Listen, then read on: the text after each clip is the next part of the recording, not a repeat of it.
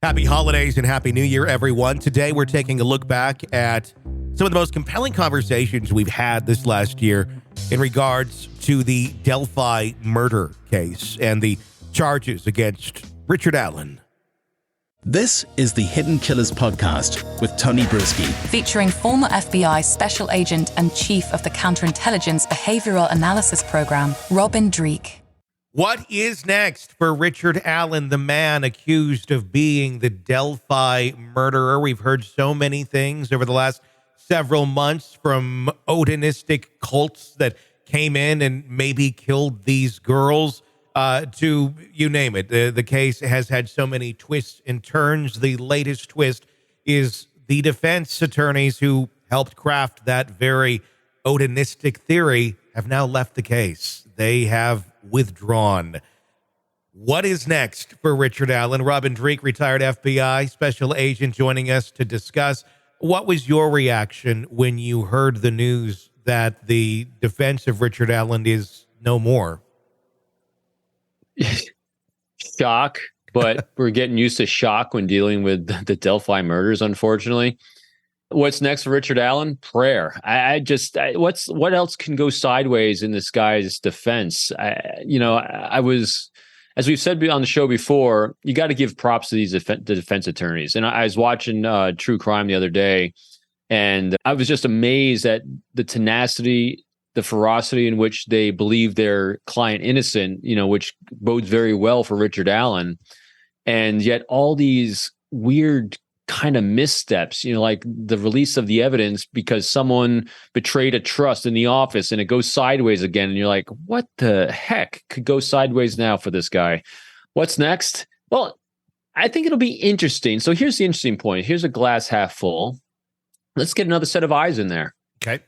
Now, it'll be interesting to see another defense attorney or team come in to take a fresh look at everything and see if they come up with the same defense, the same conclusion. That's what I think will be really interesting at this point. This is the furthest thing from a done deal. And I think that's the real point when looking at true crime and murders and all these investigations. I mean, every week when we go through our list of what we're going to chat about, what strikes me all the time is you can never have enough reps and understand it all. I mean, because no case is the same. There's never an open and shut case. There's never an easy conclusion. There's always different things that make things go sideways on us. And this is just another prime example of it. I'm actually kind of really fascinated, though, when the judge appoints new defense counsel and we see what fresh look it has. It'll be really interesting. Can you imagine if another defense comes in there and comes up with the same defense? I'm wondering. I mean, can they walk it back at this point? Would they walk it back at this point? I mean, it's already been kind of set out there. And if they were to come back and say, no, we don't think any of that could possibly be true, we think this is true, I don't know. I mean, I do feel bad for Richard Allen at this point. He is innocent until proven guilty. Right. And there isn't a lot of evidence in front of us that points to him being guilty. What actually I feel like has made him look guiltier have been some of these tactics, have been some of these arguments of the Odinism and God knows what else. Right. That to me, it reminds me of a child, stealing a cookie or something. And like, you're asking, well, what happened? Oh my gosh, the neighbor's dog came in here and came through the window, did this. I mean, just a fantastical story, but something that really has a simple answer to it that doesn't need all of the extra bells and whistles, because it just makes him look more guilty than he would be without. So let's do our thought experiment. So imagine we have conjecture, fast forwarding thought experiment. Imagine we have another defense team that gets assigned and they come in. And like you were saying, and I've said this too, this Odinism cult defense is like a spike out of the norm. We've never seen this in our country. This is kind of weird, and things that don't follow an arc of behavior of murders and behaviors don't quite fit, and they're generally not right. Mm-hmm. And it'd be interesting to see hindsight. You talk about conspiracy theories. Maybe think about the conspiracy of these two defense attorneys decided the only way for this Odinism defense to hold up is to get a fresh set of eyes on it. So if you got a fresh set of eyes, can you imagine a defense team that comes in there? If you get two defense attorneys in there again, and they come up with exactly the same defense, and they have no personal ties whatsoever to the former defense team, would you believe it more now or less? I think I'd believe it about the same, honestly, because it's fascinating, though, wouldn't it be? I mean, it would be if they were to come in and it were to have more receipts and more legs than it does.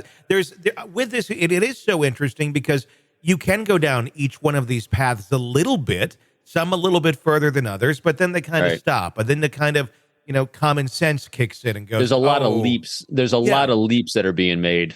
Yeah, they're very much just. What do you make of it seems like a lot of office infighting or issues with the defense is really what has, tanked this whole thing as of right now, including a suicide. What's your take on that part of this story? Because it just adds another layer of mystery and intrigue to this already just bizarre story.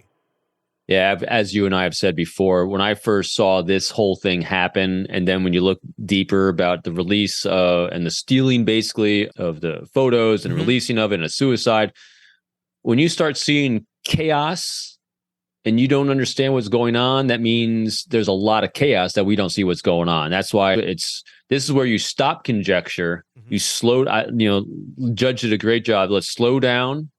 Let's not set any dates. Let new people come in here. Let's take another, whether it was designed or not, this needs a fresh look and a slowing down to really see what it is. And because when I heard all that, we got chaos.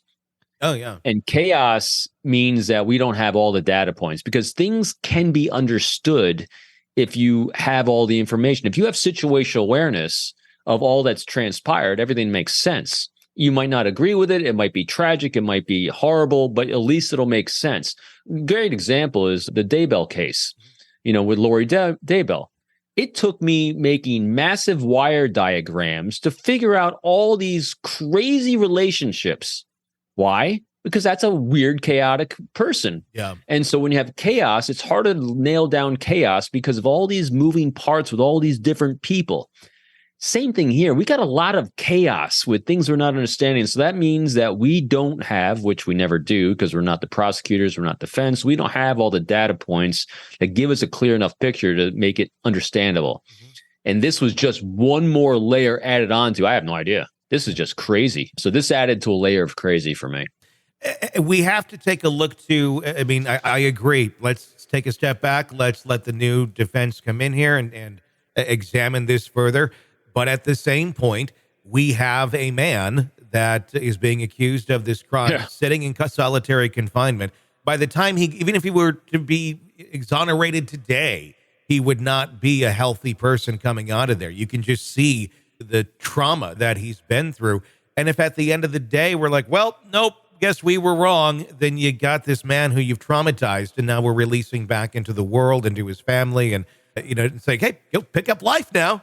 It's not how it's going to go. In the meantime, why do they not consider looking at some of the other facets of this case, which I think would be very strong on appeal, like having him in a maximum security prison in solitary confinement and innocent until proven guilty? You talk about somebody, like Koberger, who's getting vegan meals, has his own TV in a fairly cush environment, and there's a hell of a lot more evidence over there that he murdered 4 people. It's all innocent till proven guilty, but that's why we have that sort of system, innocent till proven guilty. Why are we keeping him there? That must be a choice by the state, and why not pull that back? Why not get him into something more appropriate for where the case is at right now?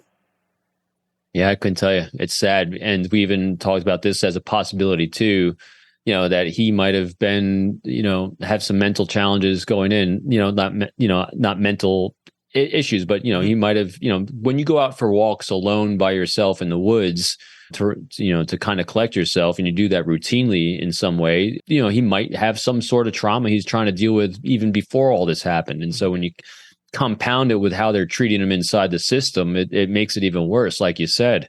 Again, pure conjecture on all that, but obviously someone who is in need and they're compounded. I have no idea. It's every state has its different ways in which they deal with their criminal justice system. Every prison has its own ways. Every warden has its own ways. The warden's like the captain of the ship, out at sea. It can kind of run things, the way they want to, as long as it's adhering to whatever state laws and regulations they have for the correctional institutions and facilities. This is an area that is not my area of expertise, but it's easy to see that this is not congruent across the country and across the states, because this is vastly, and just look at Alec Murdaugh. Yeah. He's sitting there on his iPad, convicted murderer. He's got more liberty than the guy who's not even convicted of anything. He's got more liberty than somebody who can't afford an iPad. Right. I mean, it's just like, wow, you got the iPad here to do this with. Now, yeah, so you mentioned Koberger, who's just accused. Yeah. I was thinking I went immediately to Murdaugh. Very true. Yeah, very true. There's just so much that doesn't make sense in this.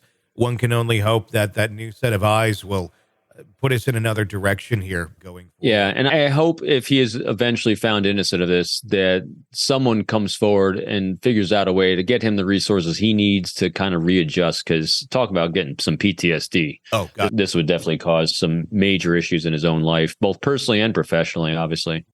Want to listen ad-free? Want advanced access to all of our interviews before anyone else? Become a True Crime Today Premium Plus subscriber on Apple Podcasts. You get every episode commercial-free, so you can binge on true crime until you can binge no more. Search True Crime Today Premium Plus on Apple Podcasts now, or go to our podcast page and sign up now. More of the Hidden Killers podcast next.